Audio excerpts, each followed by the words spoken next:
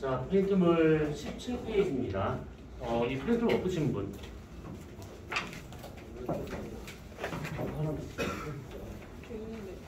뒤로 하나.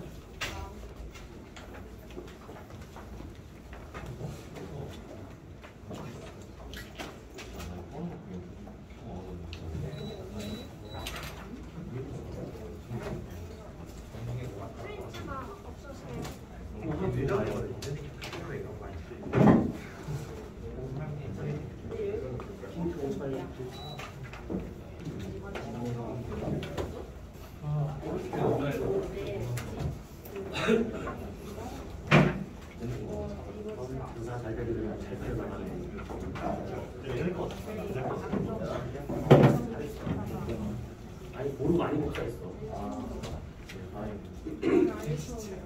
우리 지난주에 이거 했어요? 약간 X 이거 있었나? 하나도 못 사?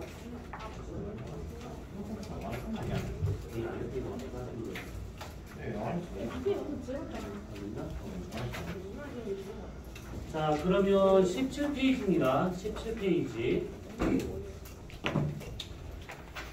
자, 우리가 오늘부터 볼 것은 뭐냐면 좀 빠르게, 아주 빠르게 좀 볼 겁니다.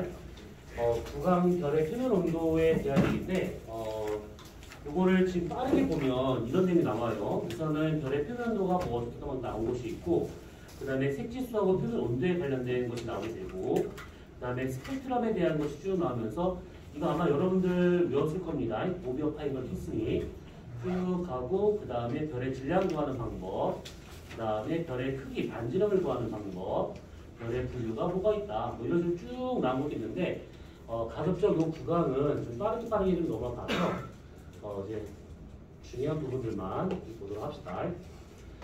자, 우선은 여기서 먼저 별의 표면 온도라는 요 단원을 하기 전에 흑체 복사라고 하는 요 말이 먼저 나옵니다. 그래서 이거 같은 경우에는 지난주에 잠깐 얘기했었던 것 같기도 한데, 그 가상의 물체를 갖고 일반화시키는 겁니다. 그래서 어떤 여러 뭐 변수라든지 뭐 이런 것들이 존재하긴 하겠지만 그런 것들을 다 감안하게 되면 이거를 다 구사할 수 없기 때문에 아주 이상적인 환경에서 볼 수 있는 그런 걸 갖고 전체를 일반화시킨다라고 보시면 돼요. 자, 먼저 이 흑체라고 하는 것은 외부에서 들어오고 있는 빛 에너지를 얘가 전부 다 흡수할 수 있는 그런 물체라고 생각하시면 돼요. 외부에서 들어오는 물체를 전부 다 흡수한다? 그런 물체는 실제로는 없다라고 지난주에 여기까지 얘기했던 것 같습니다. 그래서 얘 같은 경우에는 외부에서 만약에 빛을 쏘인다, 그러면 이 빛을 전부 다 100% 흡수를 한다 가 되고 있다, 뭐 이 뜻입니다. 자, 그러면 이런 100% 흡수할 수 있는 물체가 존재하지 않기 때문에 이것을 그냥 대략 사고 실험 정도로 보시면 될 것 같은데, 자, 물체가 이렇게 있어요. 외부에서 빛을 받았어요. 그러면 얘가 빛을, 에너지를 받았기 때문에 당연히 이 물체의 표면의 온도는 조금씩 올라가기 시작할 겁니다.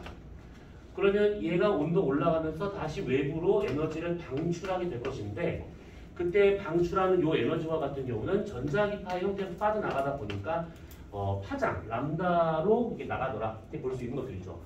그러면 여기서 말하고 있는 이 흑체 복사라고 하는 것은 결국 여기서 방출하는 이 에너지하고 온도의 관계, 또는 파장과 그 다음에 그 온도의 관계, 아니면 전체적인 관계, 이런 것들을 쭉 보는 법칙이 지금 밑에 나오는 세 가지가 나오더라, 뭐 이런 의미입니다. 자, 여기서 우선 빛의 변이 법칙. 자, 우선은 이름은 주어졌는데 이름은 몰라도 돼. 그냥 단순하게 관계 정도만 알고 있으면 됩니다. 우선 얘는 뭐냐면 갑자기인데 에어컨. 에어컨을 끈 거? 아까 켜진 뭐야? 에어컨 때문에 일이 된다고? 신기하네.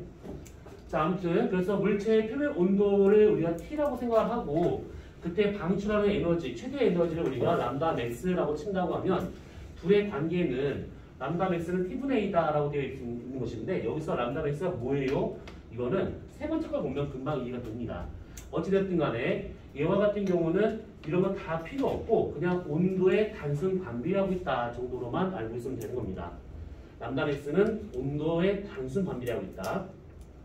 우선 요거 관계만 우선 갖고 보고 자, 그 다음에 두 번째와 같은 경우는 슈테판 볼츠만의 법칙이 있는데 이름 몰라도 돼요. 이름이 중요한 것은 아니니까. 여기서 방출되는 이 에너지하고 온도하고의 상관관계를 말하고 있는 것들인데 얘는 방출된 에너지는 시그마 T 사승이다. 그럼 여기서 시그마는 상수기 때문에 우선 이것도 몰라도 된다. 뭐 요겁니다. 여기서 중요한 것은 뭐냐면 단위 시간이라는 이 시간 개념은 중요하지 않고 면적이라고 하는 게 중요하다라고 생각하시면 돼요. 그래서 별이든 물체든 간의 전체 면적이 아닌 단위 면적에서 방출되고 있는 에너지량은 온도 사승에 비례하고 있다. 이렇게만 우선 알고 있으면 되는 겁니다. 지금 우리가 두 가지 얘기를 좀 짧아가게 얘기했는데 람다 맥스는 온도에 반비례하고 있는 것이고 방출된 에너지는 단위 면적에 방출된 에너지는 온도 사승에 비례하고 있다. 이렇게 요거를 한 방에 정리할 수 있는 게 요놈입니다. 여러분들은 요거를 좀 이해를 하고 있으면 돼요. 자, 이게 뭐냐면 이게 지금 7000켈빈, 6000, 5000, 4000 쭉 해가지고 어떤 물체의 표면 온도가 이렇다라는 가정하에 예를 들어 만약에 얘가 지금 6000켈빈이래요. 어떤 별의 표면 온도가. 그러면 6000켈빈에 해당하는 그 별은 여기서부터 여기까지 지금 여기 뒤에도 있긴 하겠지만 이게 지금 그리지 않은 것이죠. 요 파장대별로 에너지를 다 방출합니다. 다. 파장대별로 다 에너지를 방출하고 있는데 그 중에서 어느 파장에서 가장 센 에너지를 지금 방출하고 있는가를 보자면 대략 여기죠. 여기. 요 파장에서 가장 센 에너지를 방출하고 있습니다. 그러니까 6000켈빈이. 그랬었을 때 요 파장을 뭐라 하냐면 6000켈빈의 람다 맥스다. 이렇게 얘기하고 있는 겁니다. 6000켈빈은 여기서부터 여기까지 에너지를 다 방출하고 있는데 그 중에서 요 파장에서 가장 센 에너지를 방출하고 있어요. 그것을 6000켈빈의 람다 맥스.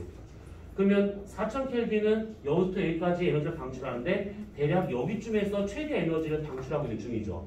그래서 여기를 4000켈빈의 람다 맥스다. 이런 식으로 표현하고 있는 겁니다.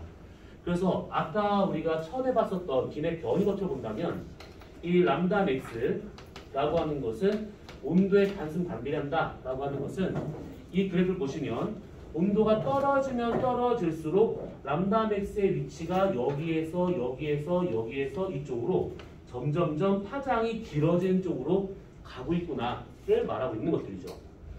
온도가 떨어지면 떨어질수록 파장은 길어진다. 요 얘기예요. 요 얘기. 여기서 한 가지 좀 기억을 해둘 것은 뭐냐면 바로 이 6000켈빈인데 6000켈빈에 해당하는 애의 람다 맥스는 어디서 나타나냐면 가시광선 영역에서 얘가 나타나고 있습니다. 6000켈빈 이거 어디서 많이 들어봤었던 숫자여야 돼. 요 놈이 태양 표면 온도를 말하고 있는 것이죠. 태양의 표면 온도가 이게 6000켈빈이 되고 있습니다. 그러다 보니까 이 6000켈빈에 해당하는 태양 복사 에너지는 주로 가시광선을 많이 방출하더라. 물론 그것만 방출하는 뜻이 아니라 다른 것도 많이 방출하는데 6000켈빈을 제일 많이 방출한다. 이렇게 생각하시면 될 것 같아요. 이거는.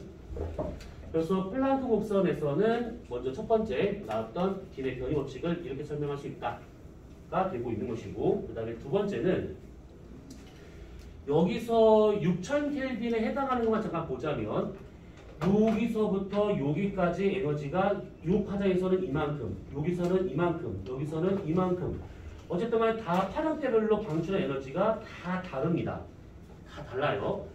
그랬을 때 방출한 전체 에너지의 총합, 다른 말로 이 곡선의 밑면적 전부 다 적분한다 치면 그때 여기서 나오는 이 면적이 뭘 의미하는 거냐면 얘가 단위 시간당 단위 면적에서 방출하고 있는 에너지량이구나 이렇게 볼 수가 있는 것이죠. 파장대별로 방출한 에너지가 다 다른데 그것을 싹 다 더해버린다 그러면 얘가 단시간당 방출하고 있는 에너지량이다 라고 볼 수 있는 겁니다. 그러면 여기서 말하는 이 에너지량은 어떻게 구하느냐? 방금 위에서 본 것처럼 시그마 T 사승으로 구할 수 있다. 이게 되는 것이죠. 결국 온도 사승에 비례하고 있다가 되는 겁니다. 이게 두 번째 슈테판 볼츠만 법칙. 자, 그러면 이거를 한번 봅시다. A별과 B별 두 가지가 있었대요. 자, 두 별의 지금 현재 표면의 온도가 아까 6000켈빈과 그 다음에 3000켈빈이 되었다 라고 가정한다 치면 얘하고 지금 온도는 2대1의 B를 지금 갖고 있는 것이죠. 자, 그랬을 때 이 두 별의 표면에 관련된 플란 곡선을 그린다 치면 그때 방출되는 면적, 에너지량은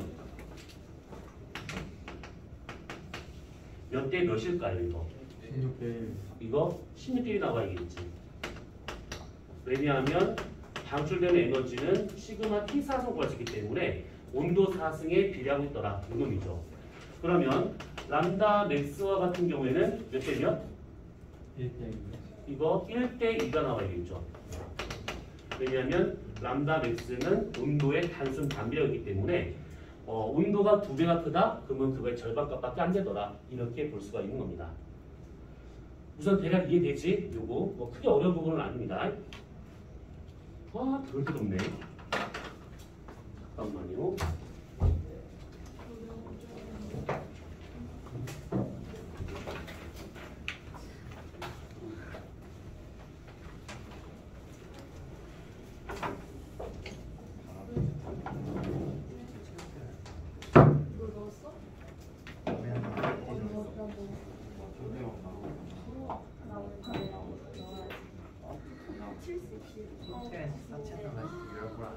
더 이겨 진짜.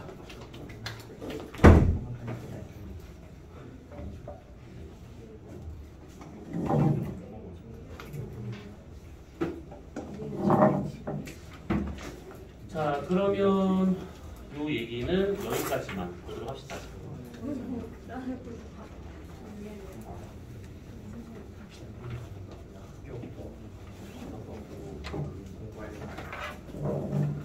우리 원서 접수했지 이제. 네. 언제까지야? 내일까지야? 내일까지.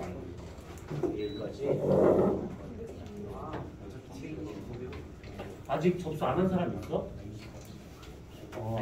있구나.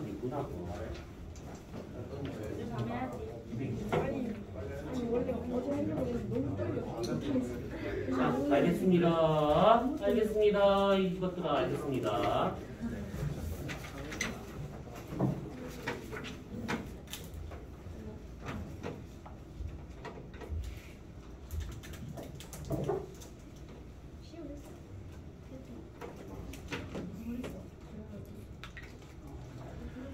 자, 18페이지 봅시다. 우리가 지난주에 17페이지까지는 얼추 얘기했던 것 같고 18페이지부터 자, 그 색지수하고 표면 온도에 대한 것이 나온 게 있는데 이 표면 온도를 얘기할 수 있는 방법은 두 가지가 있습니다. 두 가지. 하나는 색지수라고 하는 것이 있고 하나는 그 다음 페이지에 나와 있는 분광형. 이 두 가지로 볼 수가 있는 것인데 자, 우선 이 색지수라는 말이 지금 뭔가 되게 거창하게 나오고 있는 것인데 다 필요 없고 이런 거 사진 내도 다 필요 없고 그냥 이 같은 경우에는 단파 영역에서 보는 밝기에 따른 등급에서 장파 영역에서 볼 수 있는 등급 값을 빼면 그것을 색지수라고 하고 있는 겁니다.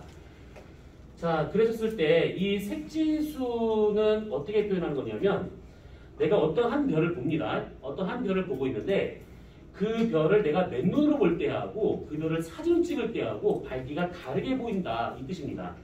사진과 같은 경우에는 다른 건 다 됐고 얘 같은 경우에는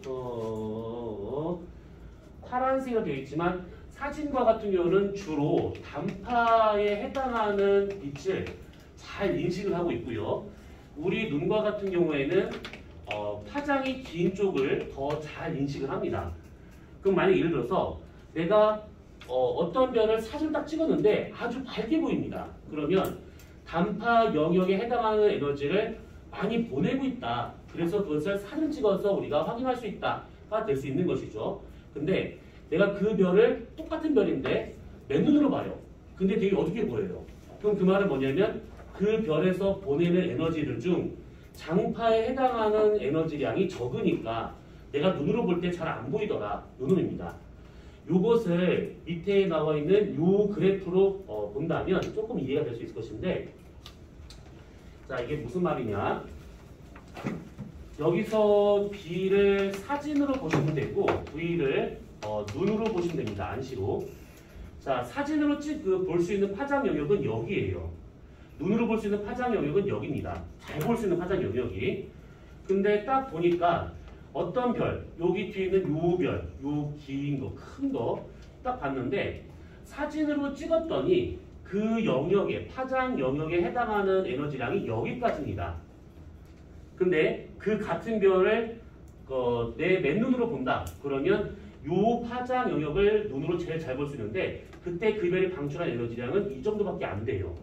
그럼 이 얘기는 뭐냐면 사진을 찍을 때는 이 정도의 에너지를 관찰할 수 있지만 맨눈으로 볼 때는 이 정도의 에너지밖에 관찰이 안 된다. 이 뜻이에요. 그러면 사진을 찍을 때 훨씬 더 밝게 보인다라는 의미가 되는 것이고 맨눈으로 볼 때는 얘보다 적은 양을 볼 수밖에 없기 때문에 상대적으로 어둡게 보인다. 이게 될 수 있는 것이죠. 자, 밝게 보인다. 등급으로 치면 숫자가 작은 걸 의미하고 있는 것이고 어둡다라고 하는 것은 등급으로 치면 숫자가 크다. 이런 의미죠. 그래서 작은 수에서 큰 수를 빼면 단파 영역에 해당하는 등급 빼기 장파 영역에 해당하는 등급을 하게 되면 작은 숫자에서 큰 수 뺀기 때문에 얘는 음수가 나오더라. 요겁니다. 자, 요게 어려운 내용은 아닌데 잘 생각해 보시면 한 개의 별인데 그 별의 온도가 얼마냐에 따라서 단파를 주로 내보내는 별이냐 장파를 주로 내보내는 별이냐 요게 달라요. 그러면 단파를 주로 내보내는 고온의 별과 같은 경우는 사진으로 찍었을 때가 훨씬 더 잘 보인다가 되는 것이고 그것을 눈으로 보면 잘 안 보인다 이거예요. 근데 반대로 장파를 많이 내보내는 그런 저온의 별, 붉은색 별 이런 걸 본다 치면 사진으로 찍으면 잘 안 보이는데 맨눈으로 봐야 잘 보이더라. 요 놈입니다. 자, 그래서 사진 영역에 해당하는 그 밝기 등급이죠. 에서 장파 영역에 해당하고 있는 그 밝기 영역에서의 등급을 빼면 음수가 나오는구나. 아, 그러면 이렇게 한쪽으로 치우친 거기 때문에 이렇게 났을 경우가 고온의 별이구나. 이렇게 따져볼 수가 있는 겁니다. 단파 등급에서 장파 등급을 뺐더니만 음수였다. 그러면 얘는 온도가 높은 별이구나. 이런 식으로. 그러면 반대로 밑에 있는 이 조그만 거 보세요. 얘도 마찬가지로 사진으로 볼 수 있는 파장 영역은 여기예요. 눈으로 볼 수 있는 파장 영역은 여기입니다. 근데 눈으로 볼 수 있는 들어온 에너지량이 이만큼인데 사진 영역에 해당하는 에너지량은 이거밖에 안 됩니다. 얘보다 좀 더 작죠. 얘는 이만큼, 얘는 이만큼. 그러면 사진을 찍을 때가 어둡게 보인다는 뜻이고 맨눈으로 볼 때가 밝게 보인다. 상대적으로. 그러면 등급이 어두운 거니까 등급이 크고 밝은 거니까 등급이 작고 그래서 큰 수에서 작은 수를 뺀 거기 때문에 얘는 양수가 나오는구나. 이런 식으로. 색지수 값이 크다? 그러면 저온의 별이구나. 이런 식으로. 그래서 대략 색지수 값을 보게 되면 얘네들이 어떤 별인지 어느 정도의 온도의 별인지 이게 될 수 있더라. 판단할 수 있더라. 요겁니다.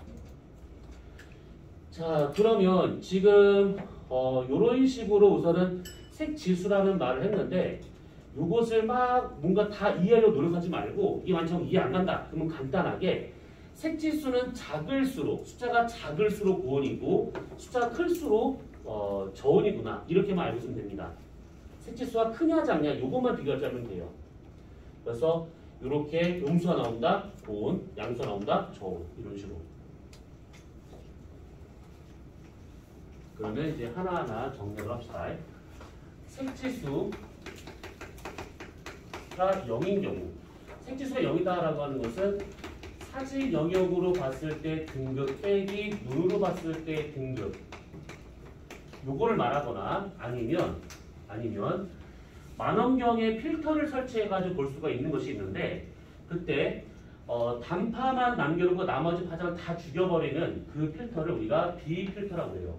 그래서 B필터에 해당하는 등급 빼기 장파만 남겨놓고 나머지 파장을 다 죽여버리는 필터를 V필터라고 합니다. 그래서 그거에 해당하는 등급 요거랑 같은 거라 생각하시면 돼요. 그냥 말만 바꾼 것 뿐입니다.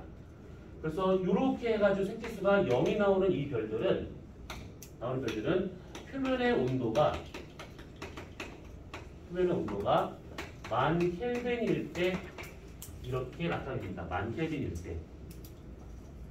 만 켈빈이면 색지수가 0이 나온다 이 뜻이에요. 그러면 이거를 다르게 생각하면 만 켈빈보다 온도가 높다? 그럼 음수값이 만 켈빈보다 온도가 낮다? 그러면 양수값에 색지수가 나타난다. 이 놈이죠.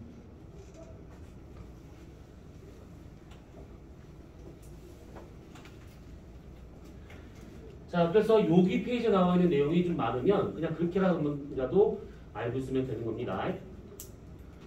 자, 그 다음에 스펙트럼을 하기 전에 잠깐 요거부터 먼저 보도록 합시다. 자, 요것이 지금 별의 표면도를 나타낼 수 있는 방법 중에 하나가 분광형, 스펙트럼형이 되고 있는 것이죠. 이게 지금 19페이지에 나와 있을 겁니다. 자, 요거는 그냥 외우는 수밖에 없어요. 이거는요. 이거 중독에서도 이거 내신으로 아마 외웠을 것인데 O형부터 해서 N형까지 7개의 등급으로 나눠주더라 해가지고 색깔 지금 밑에 써놨습니다. 그래서 O형부터 해서 N형까지 청색, 백색, 노란색, 그 다음에 빨간색 이런 식으로 해서 전체 7가지로 또 구분되더라. 자, 이랬을 때 A형을 보게 되면 여기에 만 켈빈이라고 적혀 있습니다. 만 켈빈. 그래서 이렇게 갖고 와서 온도가 만 켈빈이다, 색지수가 0이다 라고 하는 것은 A형을 의미하고 있는 것이고 A형이다 라고 하는 것은 색깔로 봤을 때 얘가 흰색이 되고 있구나. 이런 식으로 다 같은 의미를 지금 묶은 겁니다. 저 맨 끝에 있는 것들은. 그 다음에 얘가 지금 28,000 이상 되어 있는데 숫자가 애매하니까 그냥 3만 켈빈 정도라고 보시면 되고, 그 다음에 얘도 3,500이 되어 있는데 요거 다 집어치우고 그냥 3,000 켈빈을 해가지고 이렇게 보면 될 겁니다. 계산하기 편하게. 그래서 별과 같은 경우는 가장 온도가 높은 별과 가장 온도가 낮은 별 해가지고 대략 한 10배 정도가 차이 난다 라고 생각하시면 돼요. 10배 정도.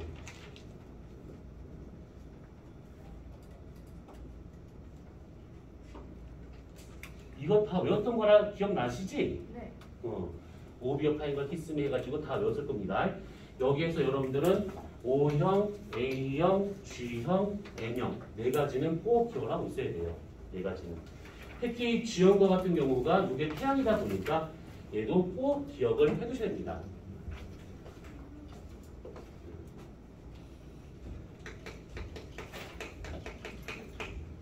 태양과 같은 경우에는 여러 물리랑 있긴 하겠지만 지금 우리가 한국까지 보자면 태양은 우선은 G2형에 속하고 있는 분광형이에요.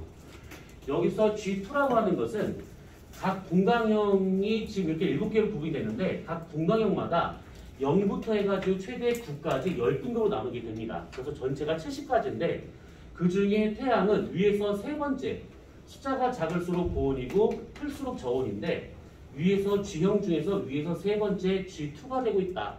이겁니다. 그리고 태양과 같은 경우 G형이다 보니까 노란색으로 보이더라. 표면도가 얼마나 됐지 아까? 태양의 표면 온도? 2,000. 이거 6000켈빈. 6000켈빈의 람다맥스는 어디에서 나타내겠지? 가시광선.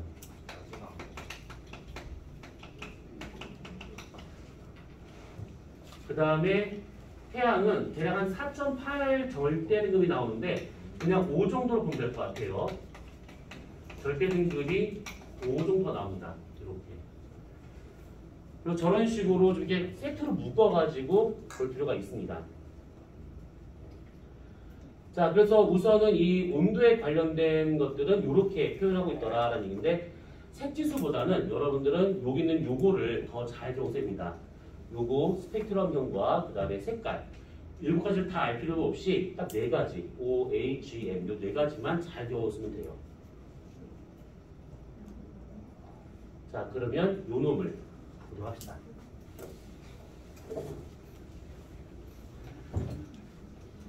자, 스펙트럼이라 하게 되면 요거는 여러분들 아마 물리 시간에 초소 스펙트럼을 배웠기 때문에 아마 기억이 좀 나실 거야. 뭐 라이먼 계열, 발버 계열, 파신 계열 뭐 다 기억나시지?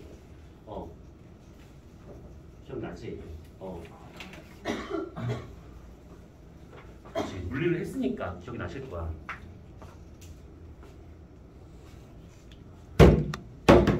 괜찮아? 괜찮아? 안 괜찮지? 거기 아니야. 거기 아니야. 넘어가 빨리. 그 다음 페이지야.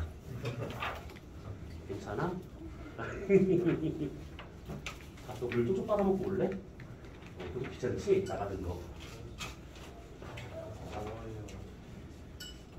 자, 우선 이 스펙트럼이라고 하면 연소 스펙트럼, 선 스펙트럼 두 가지가 있죠. 근데 연소 스펙트럼은 아무짝에 쓸모없습니다. 천문에서는 이거 쓸 일이 없어요. 이거는요. 그래서 선 스펙트럼 두 가지, 흡수선과 방출선 이 두 가지만 받으시면 되는데 자, 먼저 흡수 스펙트럼이라고 하게 된다고 하면 말 그대로 흡수가 된 스펙트럼 말하고 있는 겁니다. 그래서 얘는 중요한 게 뭐냐면 요 놈이에요. 저온의 기체가 있어야 되는 겁니다. 자, 무슨 말이냐? 별이 만약에 이렇게 있으면요. 별에서 별빛이 쭉 나갑니다. 만약에 별빛이 나가고 있는데 내가 여기에 서가지고 이 별빛의 스펙트럼을 보잖아요. 그러면 연속 스펙트럼을 나타냅니다. 연속 스펙트럼. 그러면 아무것도 안, 그냥 빨간색 파란보, 아 이쁘구나. 그거밖에 안 돼요. 근데 쭉 가다가 만약에 어떤 기체를 통과를 하는데 이 기체의 온도가 낮습니다. 그러면 여기서 통과하던 이 빛이 여기서 일부 에너지가 흡수가 돼버리죠. 그러면 막상 여기서 받았을 때 어떻게 할 수 있냐면 이렇게 스펙트럼이 쭉 이어지는데 중간중간에 까만색 선이 이렇게 가게 될 겁니다. 그래서 이런 식으로 나타날 수 있는 요것을 우리가 흡수 스펙트럼이라 할 수 있는 것이죠. 흡수 스펙트럼. 요것이 있고 그 다음에 두 번째 방출 스펙트럼이 하는 것들은 쭉 받았을 때 고온의 기체, 요것이 좀 요것이 고온의 기체. 얘는 광원이 따로 필요 없습니다. 그냥 기체 자체가 아주 온도가 높을 때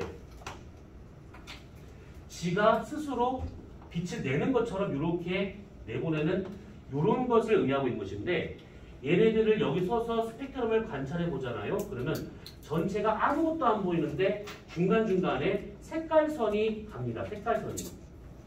지금 이게 흰색으로 표시하다 보니까 이거 똑같은 것 같은데요? 그건 다른 거예요. 이거는요. 얘는 빨간색 파란 거 중에서 검은색 선이 간 것이고 얘는 검은색 바탕에 색깔 선이 가고 있는 겁니다. 그래서 이렇게 되느냐 차이가 있어요. 자, 그러면 여기서 방출 스펙트럼과 같은 경우는 사실 우리가 크게 뭐 다룰 게 없습니다. 얘 같은 경우는 뭐 블랙홀이라든지 뭐 이런 거 외에는 거의 할 게 없기 때문에 우린 이거 안 보고 요 놈을 볼 거예요. 요 놈을요. 자, 흡수 스펙트럼과 같은 경우에는 여기서 요 놈을 좀 볼 필요가 있는데 흡수선이든 방출선이든 스펙트럼 상에서 선의 위치가 딱 나오잖아요. 그러면 그 선의 위치가 의미하는 것은 그 기체, 저온의 기체든 고온의 기체든 그 기체를 구성하고 있는 원소의 종류를 의미하고 있는 것이죠. 원소의 종류. 그래서 뭐 몇 광년, 몇만 광년 떨어져 있는 어떤 별의 성분, 대기 성분이라든지 성운의 어떤 원소 성분이라든지 이런 것들을 선의 위치를 보고 파악할 수가 있는 겁니다.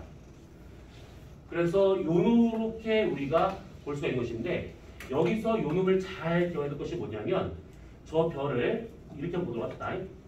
이렇게 별이 있는데 별에서 빛이 나간대요. 자, 빛이 나가는데 이 별이 별빛에서 빛이 나가려면 반드시 지나가야 될 것이 이 별의 대기를 지나가야겠죠. 별의 대기를 지나갑니다. 그러면 이 별의 대기를 지나가면서 일부 에너지가 쪽 빼먹어가지고 흡수된 상태로 우리한테 나오게 될 겁니다. 그래서 아주 멀리 떨어져 있는 별의 대기 성분이 무엇으로 되어 있는지를 대략 이걸 보고 알 수 있더라가 되고 있는 것이죠. 흡수선이 여기서 나타나네, 여기서 나타나네. 아, 그럼 저기는 수소가 많구나, 저기는 헬륨이 많구나. 이런 식으로 구성기체를 알아낼 수 있더라. 요겁니다.